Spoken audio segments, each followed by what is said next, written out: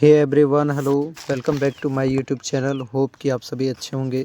चलिए आज हम लोग क्लास 8 के एक और चैप्टर के साथ जुड़ जाते हैं। जी हाँ दोस्तों, आज का चैप्टर है आपका किशोरावस्था की ओर। ठीक है, तो इस क्वेश्चन से जितने भी इस चैप्टर से जितने भी ऑब्जेक्टिव आपके क्वेश्चंस बन सकते थे, इस चैप्टर से मैंने सारे क्वेश्चंस को उठा लिया है।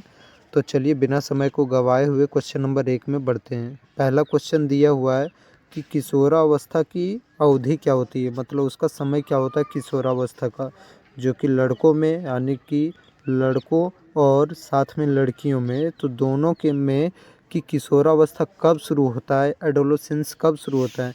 ऑप्शन ये है 10 से 20 वर्ष, ऑप्शन बी है 11 से 19 वर्ष, ऑप्शन सी है 20 से 25 वर्ष, ऑप्शन डी है 12 से 20 वर्ष।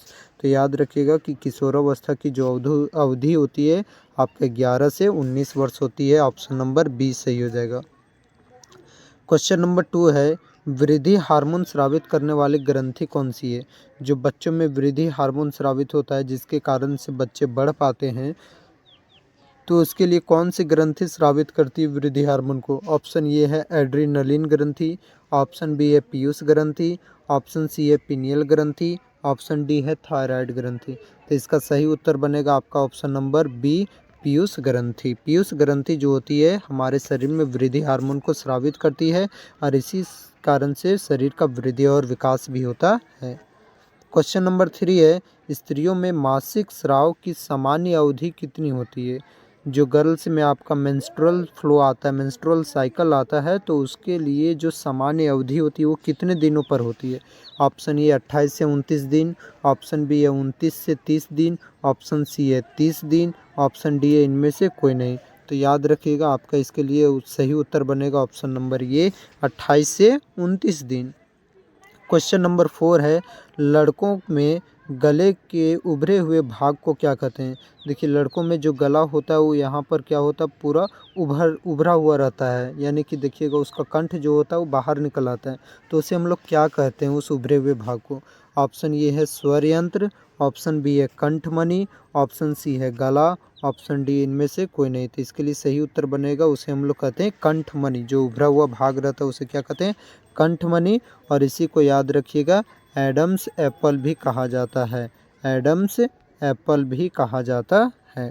क्वेश्चन नंबर 5 है, इनमें से कौन नर जनन हार्मोन है। अब नर जनन हार्मोन का नाम बताना है। नर हार्मोन तो बट ये जनन हार्मोन होना चाहिए, वो भी नर का।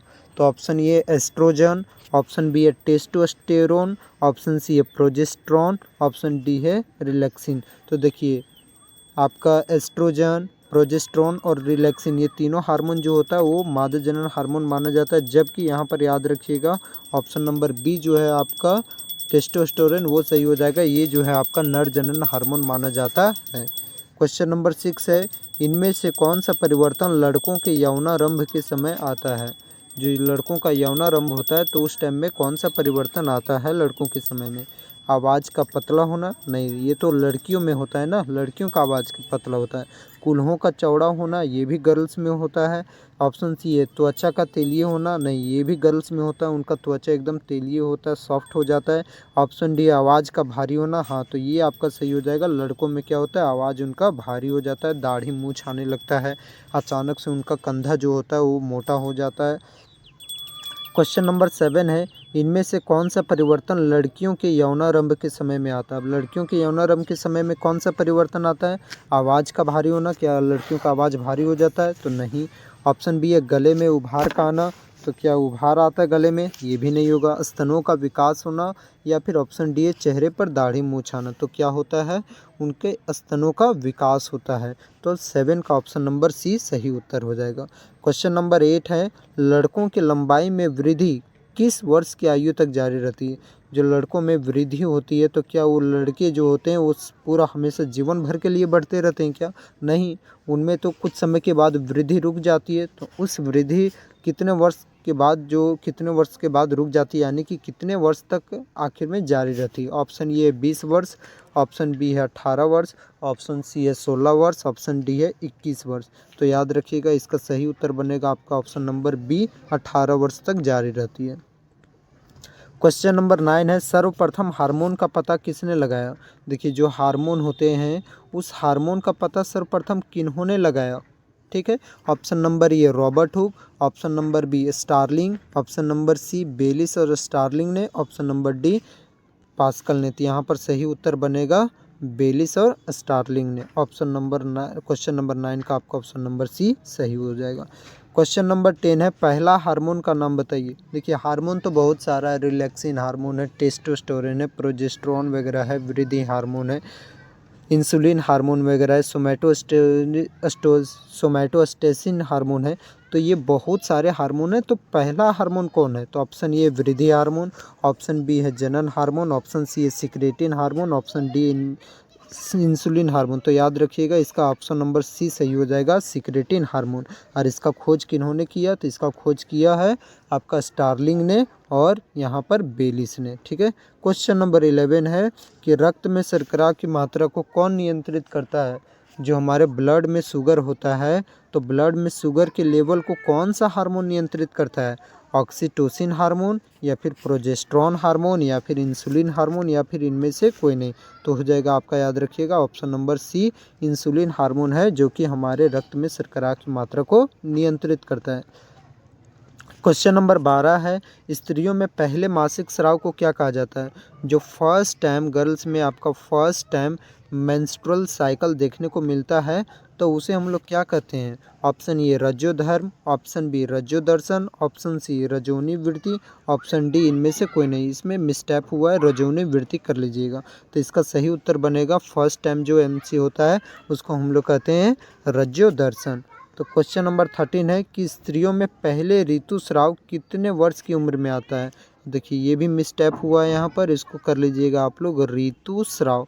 तो पहला जो ऋतुस्राव होता है वो कितने वर्ष की उम्र में आता है। ऑप्शन ए 12 से 14 वर्ष, ऑप्शन बी 10 से 12 वर्ष, ऑप्शन सी 12 से 15 वर्ष, ऑप्शन डी 18 वर्ष। तो याद रखिएगा इसका सही उत्तर बनेगा आपका ऑप्शन नंबर ये 12 से 14 वर्ष। क्वेश्चन नंबर 14 है, ऋतुस्राव के रुक जाने को क्या कहते हैं। अब देखिए हर महीने तो ऋतुस्राव आता है तो उसके रुक जाने को हम लोग क्या कहते हैं। तो ऑप्शन ये है रजोदर्शन, ऑप्शन बी है रजोनी वृत्ति, ऑप्शन सी है ऋतुस्राव, ऑप्शन डी इनमें से कोई नहीं। तो इसे हम लोग कहते हैं जो लास्ट टाइम होता है मेंस्ट्रुअल साइकिल वो होता है रजोनी वृत्ति। और ये कितने वर्ष की उम्र में आता है आपका 45 से 50 वर्ष की उम्र में कभी भी ख़त्म हो सकता है। क्वेश्चन नंबर 15 है, मनुष्य में गुणसूत्रों की संख्या कितनी होती है। तो याद रखिएगा इसको मैंने कोशिका वाले चैप्टर में भी करा रखा है और साथ में जंतुओं में जनन भी इससे पहले मैंने कराया है। तो अगर आप लोग नहीं देखे होंगे तो लिंक मैं डिस्क्रिप्शन में ऐड कर दूंगा, आप वहां से जाकर के दोनों चैप्टर को विजिट कर सकते हैं। तो कितना बोल रहा है कि गुणसूत्रों की संख्या कितना होती है। तो याद रखिएगा 23 जोड़ी होती है। ठीक है, और नंबर में कितना होती है तो आप याद रखिएगा 46। एक जोड़ी में 2 नंबर यानी कि 23 जोड़ी में 46 नंबर। ऑप्शन ए 21 जोड़ी, ऑप्शन बी है 22 जोड़ी, ऑप्शन सी है 23 जोड़ी, ऑप्शन डी है 24 जोड़ी। तो इसका सही उत्तर बनेगा आपका ऑप्शन नंबर सी बनेगा, 23 जोड़ी होती है। अगला प्रश्न है, लिंग गुणसूत्र की संख्या कितनी होती है। अब लिंग गुणसूत्र देखिए 23 जोड़ी होता है तो याद रखिएगा 23 में से 22 जोड़ी जो होता है वो दोनों में सेम रहता है, उसको ऑटोसोमल क्रोमोसोम कहते हैं। और बाकी का जो एक जोड़ी गुणसूत्र हुआ उसको हम लोग सेक्स क्रोमोसोम कहते हैं, सेक्स क्रोमोसोम कहते हैं, या तो फिर हम लोग इसे लिंग गुणसूत्र भी कहते हैं। तो लिंग गुणसूत्र कितना हुआ, एक जोड़ी हुआ। तो आपका ऑप्शन नंबर ये सही हो जाएगा। क्वेश्चन नंबर 17 दे रखा है, इनमें से कौन सा लिंग गुणसूत्र नर को निर्धारित करता है। अब देखिए नर लिंग गुणसूत्र कौन होता है। तो याद रखिएगा नर लिंग गुणसूत्र होता है XY, जबकि मादा लिंग गुणसूत्र होता है XX। नर गुणसूत्र क्या हो जाएगा आपका XY और मादा गुणसूत्र क्या हो जाएगा आपका XX। तो यहाँ पर आपका ऑप्शन नंबर ये सही हो जाएगा। क्वेश्चन नंबर 18 है, इनमें से कौन सा लिंग गुणसूत्र मादा को निर्धारित करता है। मादा वाला बताया कि मादा वाला क्या हो जाएगा आपका XX। तो आपका ऑप्शन नंबर ये सही हो जाएगा। क्वेश्चन नंबर 19 है, जब X गुणसूत्र वाला शुक्राणु, देखिए शुक्राणु से क्या आ रहा है X और अंडाणु में तो हमेशा XX ही होगा। ठीक है, शुक्राणु में X और Y रहता है, X और Y। तो बोल रहा है कि जब X गुणसूत्र वाला शुक्राणु जो है मादा के अंडाणु के साथ निषेचित होता है, मतलब X के साथ ही निषेचित होगा तो क्या बनेगा आपका, तो XX बनेगा यानी कि मादा शिशु बनेगा। ऑप्शन नंबर बी सही हो जाएगा। क्वेश्चन नंबर 20 है, किस ग्रंथि को लड़ो या उड़ो ग्रंथि के नाम से जाना जाता है? लड़ो या उड़ो या फिर मरो ग्रंथि के नाम से किसे जानते हैं हम लोग? तो याद रखिएगा एड्रिनलिन ग्रंथि को जानते हैं। ऑप्शन नंबर ये सही हो जाएगा। क्वेश्चन नंबर 21 है, किस हार्मोन की कमी से घेंगा रोग हो सकता है? तो option A thyroxine hormone, option B है वृद्धि हार्मोन, ऑप्शन सी है इंसुलिन हार्मोन, ऑप्शन डी है इनमें से कोई नहीं। तो याद रखिएगा किस हार्मोन की कमी से घेंगा रोग होता है? थायरॉक्सिन हार्मोन की कमी से होता है। और तत्व पूछेगा तो याद रखिएगा कौन सा तत्व? आयोडीन तत्व। इसीलिए हम लोग सब्जी में नमक डालते हैं तो देखिएगा नमक के पैकेट में आपका लिखा रहता है आयोडीन युक्त नमक, यानी कि उस नमक में आपका क्या मिलाया गया है? आयोडीन मिलाया गया है, जो कि आपका थायरॉक्सिन हार्मोन की मात्रा को नियंत्रित करता है और आपको घेंगा रोग से सुरक्षा देता है। क्वेश्चन नंबर 22 है, व्यक्तियों के सामान्य वृद्धि के लिए कौन सा हार्मोन आवश्यक है? जो सामान्य वृद्धि होता है तो उसके लिए कौन सा हार्मोन है? ऑप्शन ए वृद्धि hormone, option B insulin hormone, option C oxytocin hormone, option D इनमें से कोई नहीं। तो याद रखिएगा वृद्धि हार्मोन सही उत्तर होगा। क्वेश्चन नंबर 23 है, लार्वा से वयस्क बनने की प्रक्रिया क्या कहलाती है? जो लार्वा से वयस्क बनता है मेढक तो उसे क्या कहते हैं? कायांतरण या फिर बढ़ना या फिर दोनों या फिर कोई नहीं। तो उसको हम लोग कहते हैं कायांतरण प्रक्रिया। ऑप्शन नंबर ये सही हो जाएगा।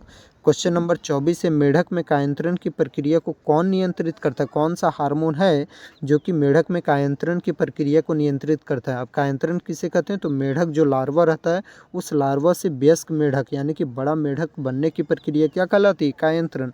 तो कौन सा हार्मोन है जो कि इस पूरा प्रक्रिया को नियंत्रित करता है? Option A thyroxine hormone, option B thyroid hormone, option C insulin hormone, option D कोई नहीं।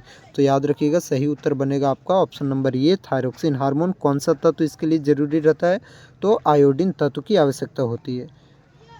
25 में है क्वेश्चन नंबर 25 की किस तत्व के कारण टेडपोल वयस्क मेढक में बदल पाते? टेडपोल वही हो गया छोटा मेढक और वयस्क हो गया बड़ा। तो टेडपोल जो होता है छोटा मेढक जो होता है वो बड़े मेढक में किस तत्व की उपस्थिति के कारण बदल पाता है? तो आपका ऑप्शन नंबर बी हो जाएगा आयोडीन के कारण। क्वेश्चन नंबर 26 से भोजन में लौह तत्व की कमी से कौन सा रोग होता है? अगर भोजन में लौह तत्व का कमी हो जाएगा तो आपका कौन सा रोग हो सकता है? ऑप्शन ए एनीमिया रोग हो सकता है, या फिर ऑप्शन बी टाइफाइड रोग हो सकता है, ऑप्शन सी है एड्स रोग हो सकता है, ऑप्शन डी कोई नहीं। तो याद रखिएगा कौन सा रोग हो सकता है? एनीमिया रोग हो सकता है। इसलिए हमें भोजन में साग भी लेना चाहिए, हरी सब्जियाँ खानी चाहिए। क्वेश्चन नंबर 27 है, विश्व एड्स दिवस कब मनाया जाता है? जो एड्स वर्ल्ड एड्स डे है उसे कब मनाते हैं हम लोग? ऑप्शन नंबर ये 1 दिसंबर, ऑप्शन नंबर बी 1 जून, ऑप्शन नंबर सी 2 जुलाई, ऑप्शन नंबर डी यहाँ पर डी हो जाएगा, ऑप्शन नंबर डी 8 मार्च। तो यहाँ पर क्या हो जाएगा आपका सही उत्तर ऑप्शन नंबर ये 1 दिसंबर को विश्व एड्स दिवस मनाया जाता है और 8 मार्च को याद रखिएगा आपका इंटरनेशनल वीमेंस डे मनाया जाता है। क्वेश्चन नंबर 28 है, विश्व योगा दिवस कब मनाया जाता है? तो ऑप्शन नंबर ये 20 जून, ऑप्शन नंबर बी 21 जून, ऑप्शन नंबर सी 22 दिसंबर, ऑप्शन नंबर डी 1 दिसंबर। तो इसका सही उत्तर बनेगा आपका ऑप्शन नंबर ये 21 जून को आपका विश्व योगा दिवस मनाया जाता है। नेक्स्ट बढ़ते हैं, क्वेश्चन नंबर 29 दे रखा है कि अग्नाशय ग्रंथि द्वारा कौन सा हार्मोन स्रावित होता है? ऑप्शन ये है ऑक्सीटोसिन हार्मोन, ऑप्शन बी है इंसुलिन हार्मोन, ऑप्शन सी है एस्ट्रोजन हार्मोन, ऑप्शन डी है प्रोजेस्टेरोन हार्मोन। तो याद रखिएगा अग्नाशय ग्रंथि के द्वारा कौन सा हार्मोन स्रावित होता है? इंसुलिन हार्मोन, जो कि हमारे रक्त में शर्करा की मात्रा को नियंत्रित करती है। क्वेश्चन नंबर 30 है कि निम्न में से कौन सा आहार किशोरावस्था के लिए सर्वोत्तम है? अब इस सवाल का उत्तर आपको नीचे कमेंट बॉक्स में ही देना है स्टूडेंट्स। बड़ा ही सिंपल सा सवाल है कि जब बच्चे किशोरावस्था की उम्र में होते हैं तो उसमें आपका कौन सा आहार खाना चाहिए ज़्यादा? ऑप्शन ए चिप्स नूडल्स या फिर कोक, ऑप्शन बी है रोटी दाल सब्जी, ऑप्शन सी है चावल नूडल्स बर्गर, ऑप्शन डी है चिप्स कुरकुरे और लेमन। तो इसका सही उत्तर क्या होगा? अगर 30 का ये होगा तो 30 का ये लिख करके इस तरह डैश दीजिएगा उत्तर में। 30 का अगर बी होगा 30 का बी लिख करके कमेंट करिएगा, 30 का सी होगा तो 30 सी लिख करके कमेंट करिएगा, और 30 का डी होगा तो 30 का डी लिख करके कमेंट करिएगा। तो इनमें से कौन सा उत्तर सही होगा आप नीचे कमेंट बॉक्स में बता सकते हैं।